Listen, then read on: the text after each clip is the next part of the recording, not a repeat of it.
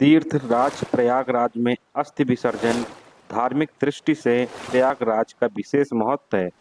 हिंदू धर्म में ऐसा माना जाता है कि यहाँ देवता मनुष्यों का रूप धारण करके धरती पर आते हैं और उनके जो भी पाप होते हैं उनका प्रायश्चित करने के लिए वो इस पवित्र स्थल पर स्नान करते हैं। यहाँ पूरे साल दर्शनार्थियों का तांता लगा रहता है। प्रयागराज में अस्थि विसर्जन का क्या महत्व है, आइए दोस्तों जानते हैं। आज मैं आपको ले चलता हूँ एक ऐसे स्थान पर जो चमत्कारिक और दिव्य होने के साथ ही साधना और भक्ति से भी जुड़ा है। दोस्तों, हम बात करते हैं प्रयागराज की, जो उत्तर प्रदेश के बड़े जनपदों में से एक है। यह गंगा, यमुना और गुप्त नदी सरस्वती नदियों के संगम पर स्थित है। संगम स्थल को त्रिवेणी कहा जाता है एवं यह हिंदुओं के लिए विशेषकर पवित्र स्थल है। वर्तमान में प्रयागराज में आर्यों की प्रारंभिक बस्तियां स्थापित हुई थी। प्रयागराज अपने गौरवशाली अतीत एवं वर्तमान के साथ भारत के ऐतिहासिक एवं पौराणिक नगरों में से एक है। यह हिंदू, मुस्लिम, सिख, जैन एवं ईसाई समुदायों की मिश्रित संस्कृति का शहर है। कहा जाता है कि प्रयागराज प्रयागस पवेशादये पापम नश्यति तत्क्षण, अर्थात प्रयाग में प्रवेश मात्र से ही समस्त पाप कर्म का नाश हो जाता है। दोस्तों, हिंदू मान्यता अनुसार प्रयागराज सृष्टिकर्ता ब्रह्मा ने सृष्टि कार्य पूर्ण होने के बाद प्रथम यज्ञ किया था। इसी प्रथम यज्ञ के प्रा और याग अर्थात यज्ञ से मिलकर प्रयाग शब्द बना और उस स्थान का नाम प्रयाग पड़ा, जहां भगवान श्री ब्रह्मा जी ने सृष्टि का सबसे पहला यज्ञ संपन्न किया था। इस पावन नगरी के अधिष्ठाता भगवान श्री विष्णु स्वयं हैं और वे यहाँ माधव रूप में विराजमान हैं। भगवान के यहाँ 12 स्वरूप विद्यमान हैं, जिन्हें द्वादश माधव कहा जाता है। सबसे बड़े हिंदू सम्मेलन महाकुंभ की 4 स्थलियों में से एक है। शेष 3 हरिद्वार, उज्जैन एवं नासिक में हैं। हिंदू धर्म ग्रंथों में वर्णित प्रयाग स्थल पवित्रम नदी गंगा और यमुना के संगम पर स्थित है। यही सरस्वती नदी गुप्त रूप से संगम में मिलती है, अतः यह त्रिवेणी संगम कहलाता है। यहाँ प्रत्येक 12 वर्ष में कुंभ मेला लगता है। अगले वर्ष 2024 में महाकुंभ पड़ने वाला है। उसी की तैयारी में ये बड़े बड़े पीपा के पुल आप लोग देख पा रहे होंगे। प्रयागराज में अस्थि विसर्जन का बहुत ही महत्व होता है। आखिर क्यों यहाँ पे अस्थि विसर्जन किया जाता है, आइए दोस्तों जानते हैं। कोई भी व्यक्ति, फिर चाहे वो किसी भी विशेष धर्म का क्यों ना हो, सबको मोक्ष के बारे में जानकारी होती है। मोक्ष का मतलब है दुनिया से मुक्त हो जाना।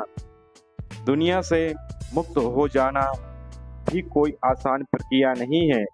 दोस्तों, जिस व्यक्ति के शरीर से प्राण निकलते हैं वो पीड़ा असहनीय होती है। फिर जब एक बार व्यक्ति मृत्यु को प्राप्त हो जाता है, उसके बाद भी उसकी राह आसान नहीं रहती। प्राण निकलने के बाद मृत व्यक्ति के कर्म ये निर्धारित करते हैं कि मृत व्यक्ति की आत्मा को कौन से लोक में जगह मिलेगी। जीवित कर्म किए होते हैं, मरने के बाद उसी के अनुसार उसे स्वर्ग लोक या नरक लोक की प्राप्ति होती है। ऐसे में जो व्यक्ति जीवित रहते अच्छे कर्म करता है, उसके प्राण निकलने में ज़्यादा कठिनाई भी नहीं होती। परंतु जो जीवित रहते अच्छे कर्म नहीं करता, उसके प्राण आसानी से नहीं निकलते हैं और उसे बहुत कष्टों को सहना पड़ता है। दोस्तों, जब किसी व्यक्ति की मृत्यु होती है तो उसके बाद उसके परिजनों को पूरे विधि विधान और रीति रिवाज से उसका अंतिम संस्कार करना चाहिए।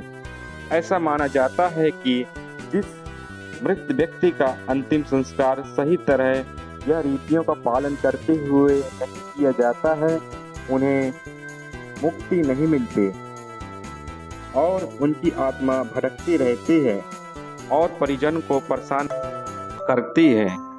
इसी के साथ अगर हम बात करें हिंदू धर्म की, तो हिंदू धर्म में अंतिम संस्कार के रूप में मृत शरीर को जलाने की मान्यता है।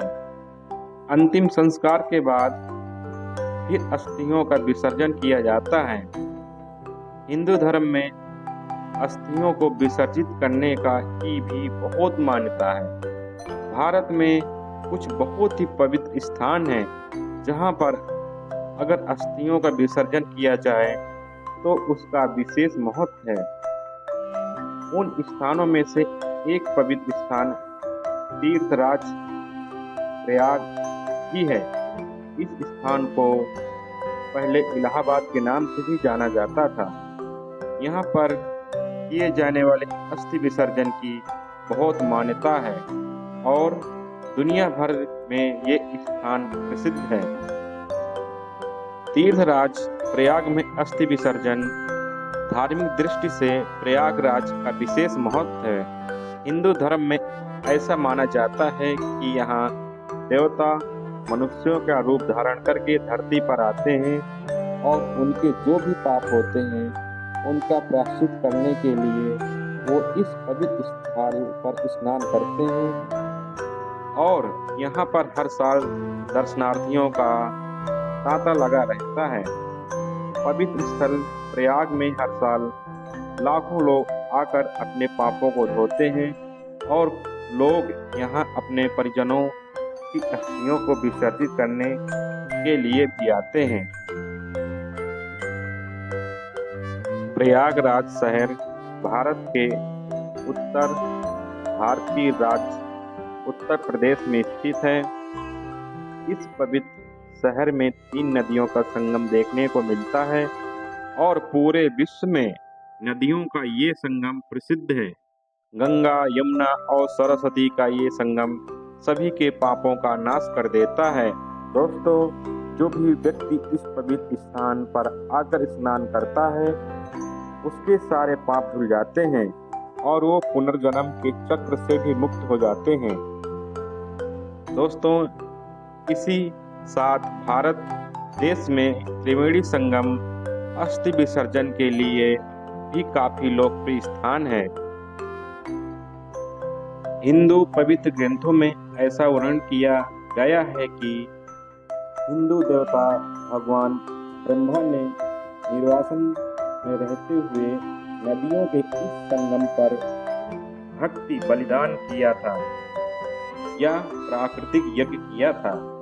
यही कारण है कि प्रयागराज को पवित्र स्थानों में शामिल किया गया और यही नहीं, इस स्थान को पवित्र स्थानों का एक राजा बना दिया।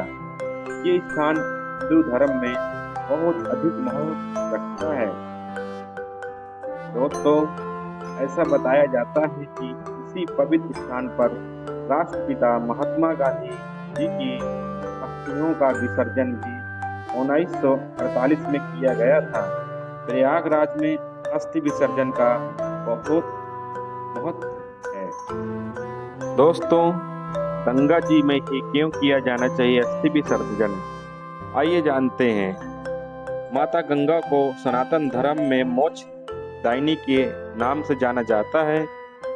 जो व्यक्ति गंगा में स्नान कर लेता है उसको 10 पापों से मुक्ति मिल जाती है। ऐसा माना जाता है कि माँ गंगा इस धरती पर तो बहती ही है, इसके साथ ही उनकी 2 अन्य धारा भी हैं जो पाताल में और आकाश गंगा है। गंगा को हिंदू धर्म में बहुत ज्यादा पवित्र माना जाता है।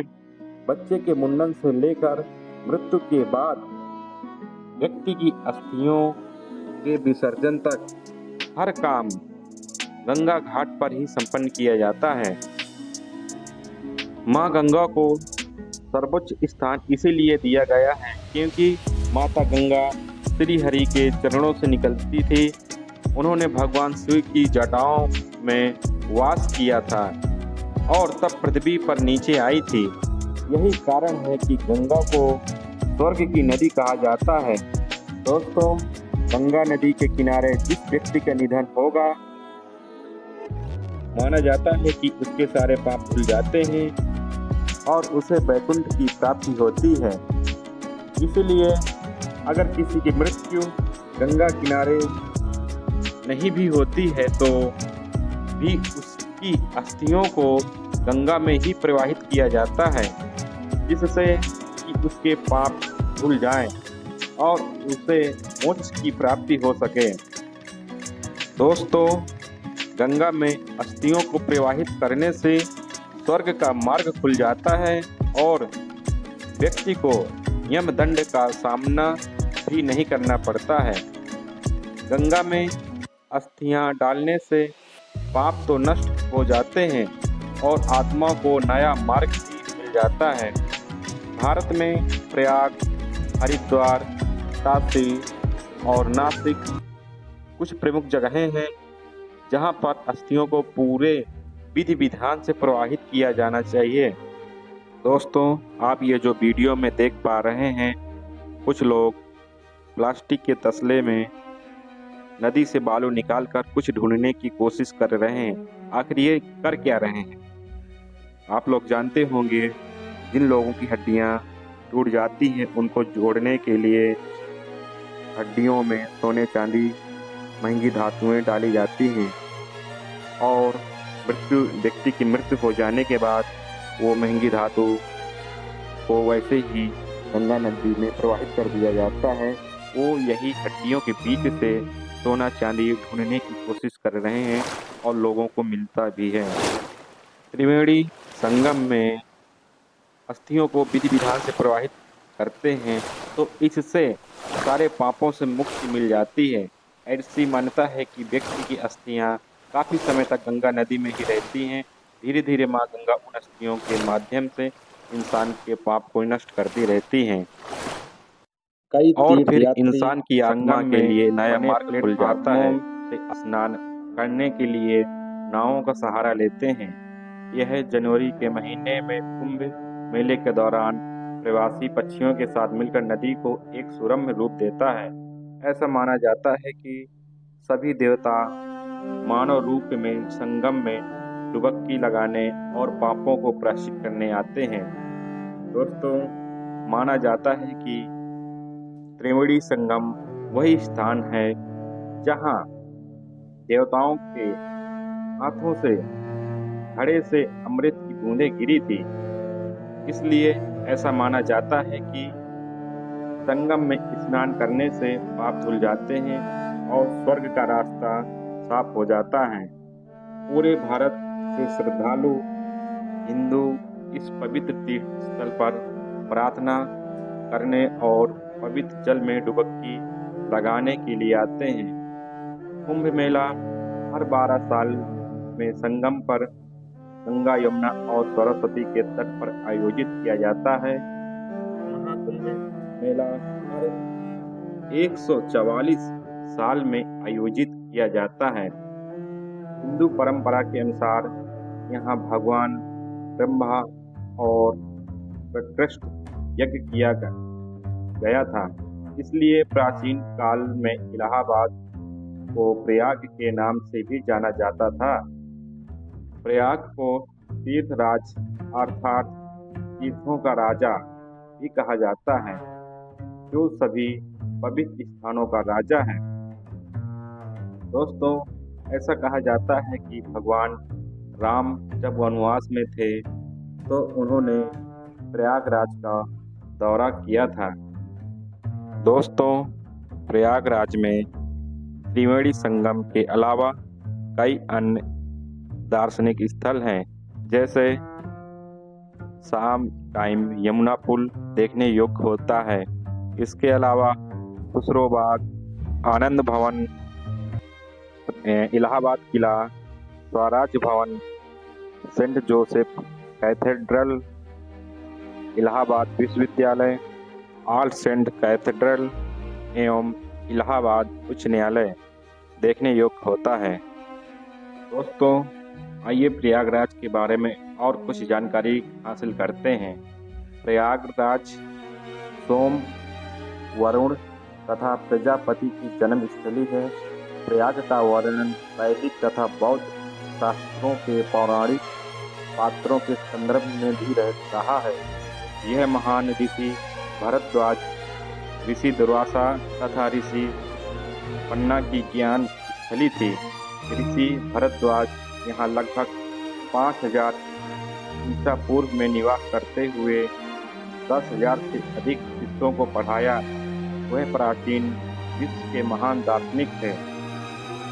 वर्तमान रूसी क्षेत्र, जो कि संगम के बहुत करीब है, चंद्रवंशी चंद्र के वंशज राजा पुरुरव का राज्य था। पास का कौशाम्बी क्षेत्र वत्स और मौर्य शासन के दौरान समृद्धि से उभर रहा था। 1643 ईस्वी में चीनी यात्री हुआंग सांग ने पाया कि कई हिंदुओं द्वारा प्रयाग का निवास किया जाता था, जो इस जगह को अति पवित्र मानते थे। दोस्तों, सन 1575 ईस्वी में संगम के सामरिक महत्व से प्रभावित होकर सम्राट अकबर ने इलाहाबाद, वर्तमान में प्रयागराज के नाम से शहर की स्थापना की। इसका अर्थ अल्लाह का शहर है।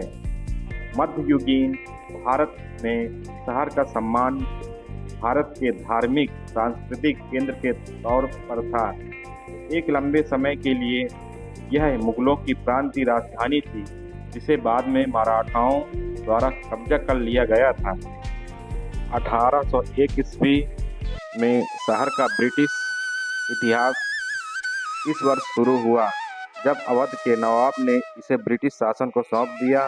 ब्रिटिश सेना ने अपने सैन्य उद्देश्यों के लिए किले का इस्तेमाल किया। 1868 ईस्वी में प्रयागराज न्याय का गढ़ बना, जब इलाहाबाद उच्च न्यायालय की स्थापना हुई। दोस्तों, आप लोगों को हमारा ये त्रिवेणी संगम का वीडियो एवं संपूर्ण जानकारी कैसे लगी, हमें कमेंट में एक बार ज़रूर बताएं। तब तक के लिए धन्यवाद। कुछ समय बाद मिलते हैं किसी और वीडियो में। जय हिंद, जय भारत।